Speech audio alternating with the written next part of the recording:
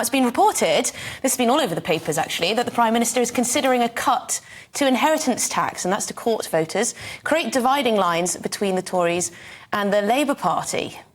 So we've got our next... Oh, well, here we go. At present, inheritance tax is charged at 40%. For estates worth more than £325,000, but you get an extra £175,000 towards the main residence if you're a couple, £175,000 each if you pass it to a child, which means effectively £1 million.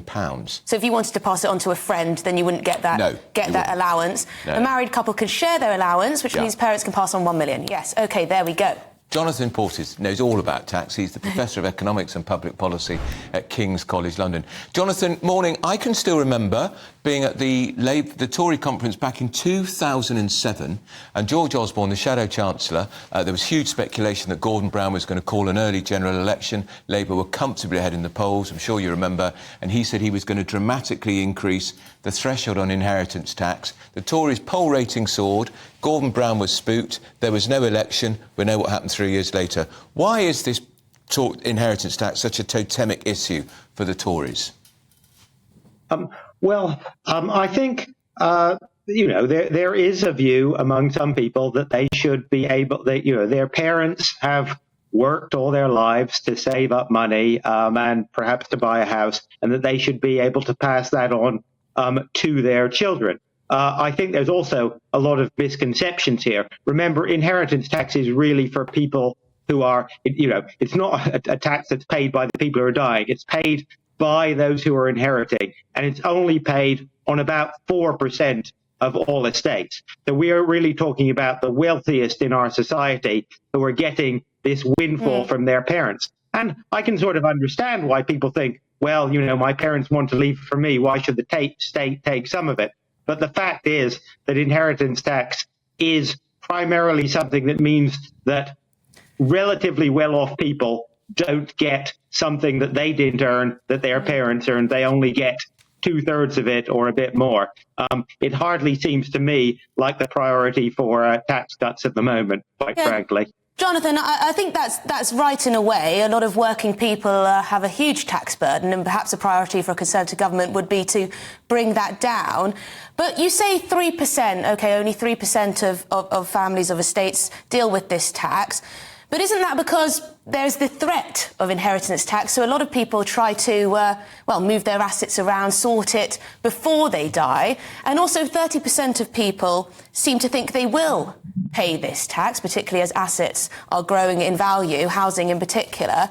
So do you understand why it is so deeply unpopular? I understand it to a certain extent, but the 30%, let's be clear, the 30% are wrong. Even the rising value of houses won't drag anything like that many people into the net. That's the first point. The second point is, yes, you're right, some people do avoid it, but it's not actually the sort of middle, well-off but not super rich people who avoid it. It's the very rich and the super rich who avoid it. And there are some genuine issues there.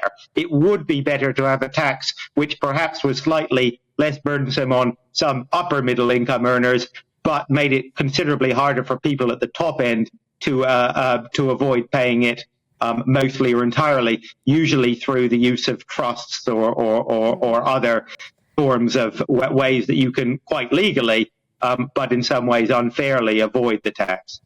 So, a couple of Tories said to me one of the arguments in favour of it for Tory MPs and perhaps Rishi Sunak, who, by the way, first advocated cutting inheritance tax in a first policy document, even before he was an MP back in 2014, is that it will be what we call clear blue water with the Labour Party, because there's absolutely no way Rachel Reeves, the Shadow Chancellor, and Keir Starmer are going to say, we'll have a bit of that.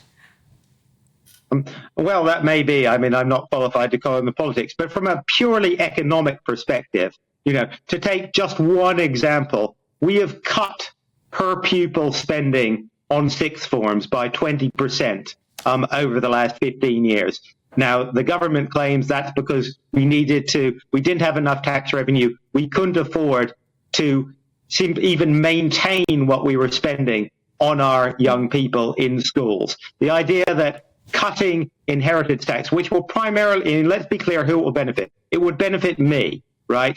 I live in London. My parents live in London. The value of the properties occupied by my parents has soared over the past 30 years.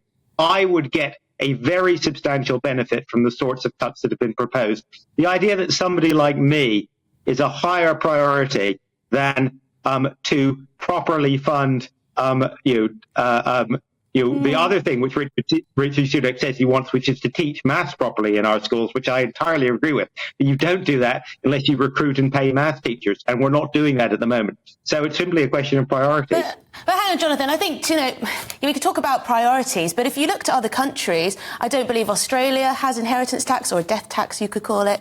I don't believe social democracies like Norway and Sweden have one either. We are a bit of an outlier when it comes to these kind of taxes, and some people simply think it's immoral for, the government to take away what you want to pass on. They've already paid tax on it. It's one of those fundamental... Sorry, that's all we've got time for, Jonathan.